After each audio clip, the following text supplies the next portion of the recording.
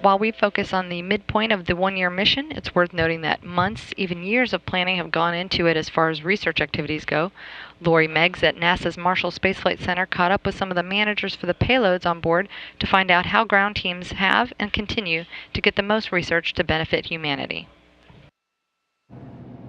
Here at the Payload Operations Integration Center, we like to say we make science happen, and to do that we have to make sure that the science is done on the correct days, it's done properly, and it's stowed so that we can get all that data back to Earth. And that's not easy, but that's the job here for the ground team members and the flight controllers here in the Payload Operations Integration Center. Today we're going to talk about the one-year crew. It's a little bit different, more than 6 months this time. So we want to talk first to Becky Grimaldi. She is a Payload Operations Manager for this expedition. And Becky, you've worked tirelessly, I'm sure, over the past 6 months. Tell us some of the highlights of the last 6 months of the one-year crew for science. We've had several big things that we did. One of the biggest ones, we did the first session of the fluid shifts investigation, which involves several sessions that they are studying, both one-year crew members, both Misha and Scott. And the final session is done actually in the Russian segment using the Chibis hardware, which is a lower body negative pressure device that the crew gets in. It's like a big pair of pants. And they scan them with a lot of the equipment that they use when they're outside of that equipment to see the changes when they put that lower body negative pressure on the subject.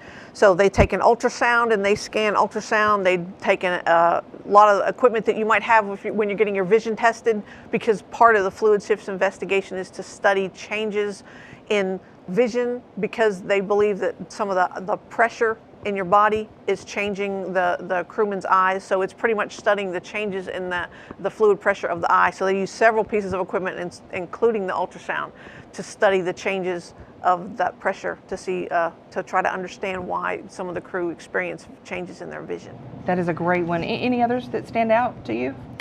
We started the one-year mission investigation of the twin study, which is specifically obviously just for Scott and his brother Mark are both participating, and it's a very unique opportunity to study twins and a lot of the DNA type studies that they can do on twins, and how the twin on the ground is doing the same investigations as Scott's doing on orbit, and then they can compare and really learn a lot about the DNA and how the twin part of that science is linked together to the DNA.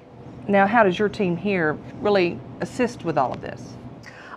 We started about a year ago from almost right now, 6 months before the increment even started, getting all the products and everything ready, training the crew. We have to review to make sure what the ops that we're going to do, and when we have to develop training products for the crew, we have to develop training products for ourselves. We have to develop the crew procedures, how we're going to plan, how much crew time the activities actually take. We have to develop all those products. We started that about a year ago. And then 6 months ago, we started the actual increment when the crew got there, and we're continuing to update those products and update everything that they need, train the crew, make sure that they have everything that they need to actually do the operations throughout the past 6 months that we've been here. And so let's shift gears and talk about the next 6 months. Now, Stephanie Dudley joins me, and she is a Payload Operations Manager as well. And Stephanie, first of all, before we start that, tell me what a Payload Operations Manager does.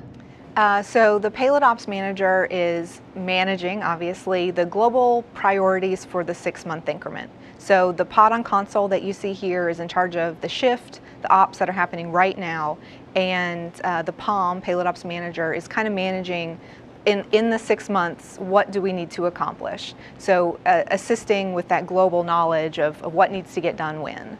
So the next 6 months, uncharted territory we're getting into now. All of this data that we're going to start getting back is for the first time. Yes, it's new.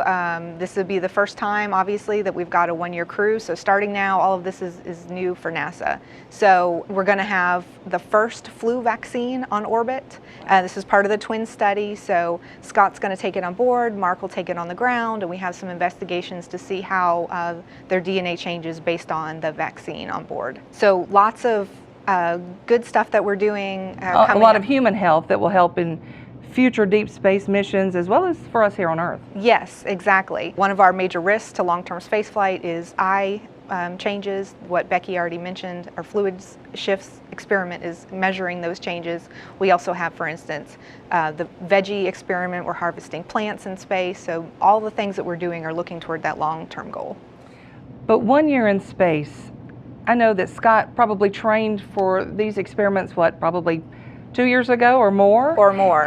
How does he remember that? How do you guys help him remember what to do? Right, so that's part of our job, is make sure that he has what he needs when he needs it. So that includes, for instance, we send him videos, short overviews of the activities that he's going to do each day, just in time.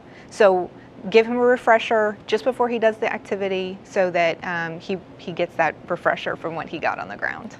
All right, well, that's exciting. We can't wait for the next 6 months. Thank you both for joining us and sharing with us what you guys have done over the past 6 months, and we look forward to the next 6 months of the one-year crew. That will do it for us here from the Payload Operations Integration Center. Now back to you at Mission Control in Houston.